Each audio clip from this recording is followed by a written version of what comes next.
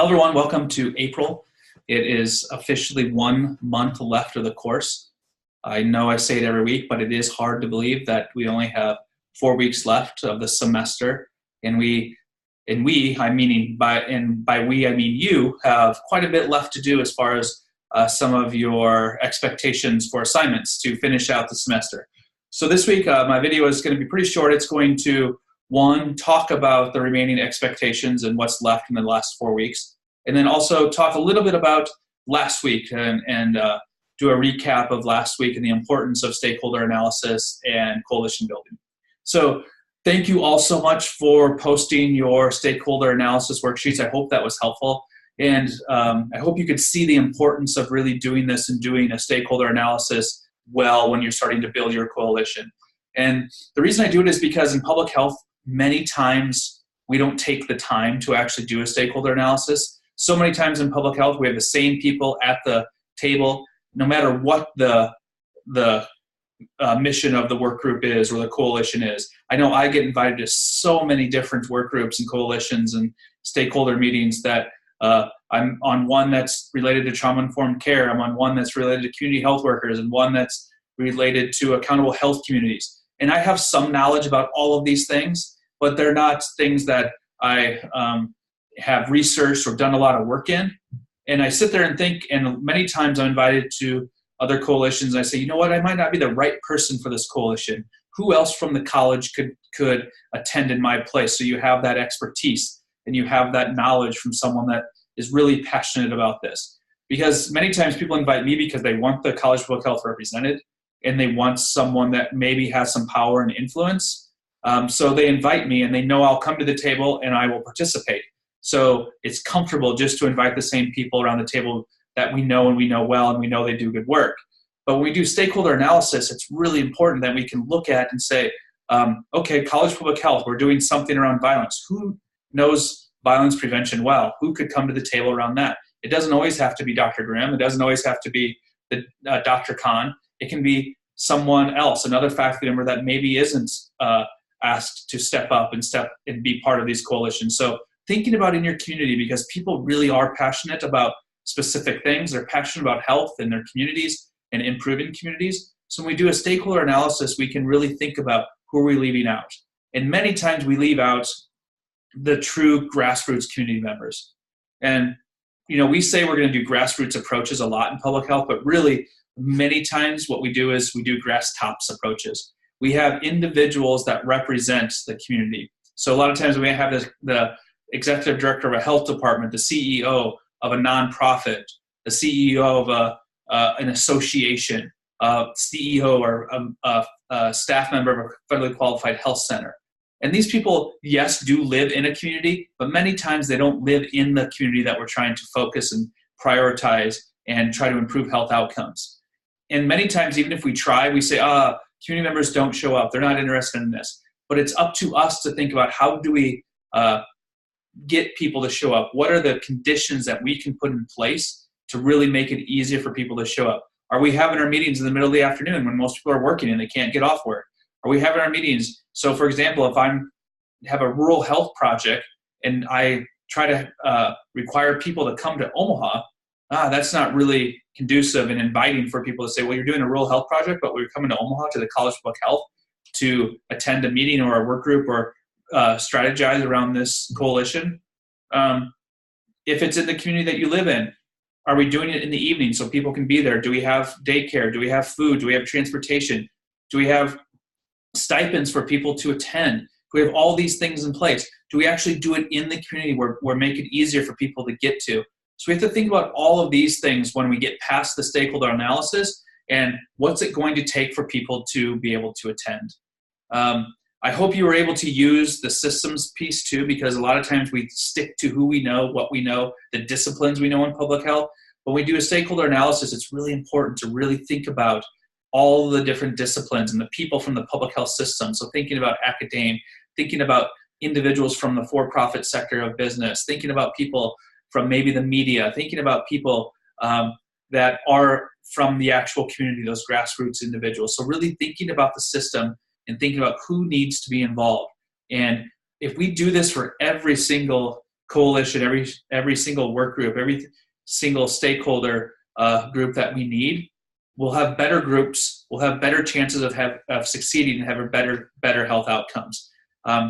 So it is a good practice. We try to do it whenever we put together a stakeholder group or a coalition. We try to think about who needs to be there and who's missing. And if we don't know and we have an organization, we try to figure out who can help us find the right individuals. So as I said, stakeholder analysis is an important piece. And the last thing I'll say about that is one of the slides said evaluation. It's so important to evaluate our work groups as well, because many times we don't evaluate but then we have no idea if what we did made a difference. So that's just a little bit. And again, if you haven't looked at what other people have done, take a look. I'm sure most of you took 10, 15 minutes and you came up with so many individuals. And when you come up with many, many individuals, that's when you go to that other slide that I had and you start to evaluate people's power and people's interest in that. And you start thinking about, okay, who do I really need to focus on to be at this group? So if you have 40, 50 people, that's a huge stakeholder and coalition group. You need to shrink that down and think about, okay, these are the people that need to be there. Here's the people that just need to be involved or updated with information. Here's the people that we don't involve. So really think about and use that tool as a great tool to use too. And the final part, I just want to talk a little bit about what's upcoming in the syllabus. So this week, you will be, Dr. Sharon Metcalf will be sending me another module on surge and the importance of surge and preparedness. And I don't know much about surge. There's just another instance where this is something that I'm not familiar with, and she's the expert. That's why I'm bringing her in. And as I said, we were trying to sprinkle in a few preparedness activities, preparedness lectures throughout the semester, because that's one of our priorities in the college is health security. So she's going to talk a little bit about that. And that's the only thing you'll have this week. And there'll be some discussion board questions about surge as well, because our in-person class that meets on Tuesdays and Thursdays, we're not having class on Thursday because of the Nebraska Public Health Conference. So you're getting exactly what they're getting this week as well. So you'll have the other time for yourself. You can use the time for many of you may be going to the Public Health Conference, you can use it for partner time to start thinking about some of the materials and some of the assignments you have coming up. You have seen, I'm sure, that I have posted examples of the infographic, examples of the policy brief. And just remember, again, the policy brief is only 2 pages.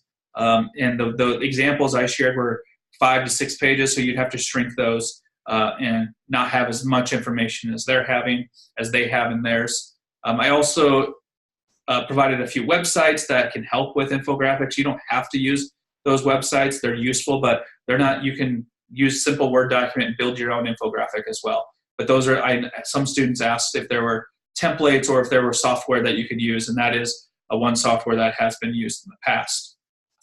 And then also, if you look at the schedule, you'll notice that, so we have this week, which is building coalitions and surge, and then the following week, there'll be a session on putting it all together in a wrap-up. So I'll do a session on, what's this all mean? What's it mean to be a leader for the public's health? And putting all of the things we talked about together. And then that's what you'll have next week.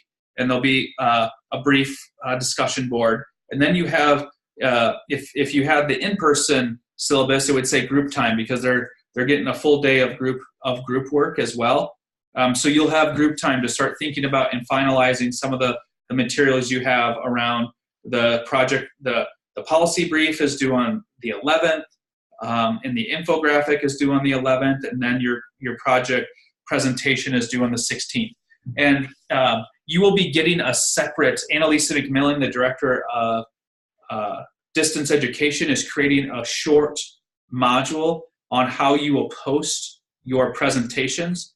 Your presentations will be posted in the assignments, and you'll use VidGrid, which VidGrid is a easy to use, downloadable app that's through Canvas that you'll download, and you'll record your presentation using VidGrid.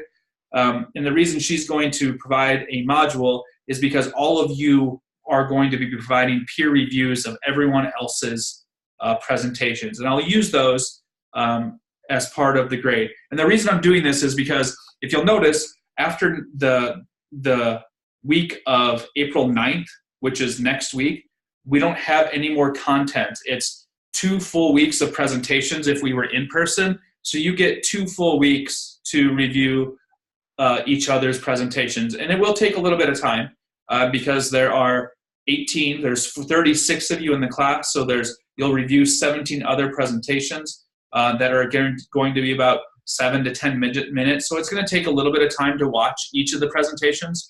But I think it's important so you can learn about what other people are doing, and it's just respect for your classmates to look at and see what all the work that they've done in class as well, so you can learn more about their policy and review the presentation that they did, just like as if you were in in-person class. So that will be, Annalisa is going to have that to me. I'm recording this on Friday, the 29th of March. So Annalisa said she'd have this to me by Monday, April 1st. So I will have that posted soon after that, so you can look at that and use that.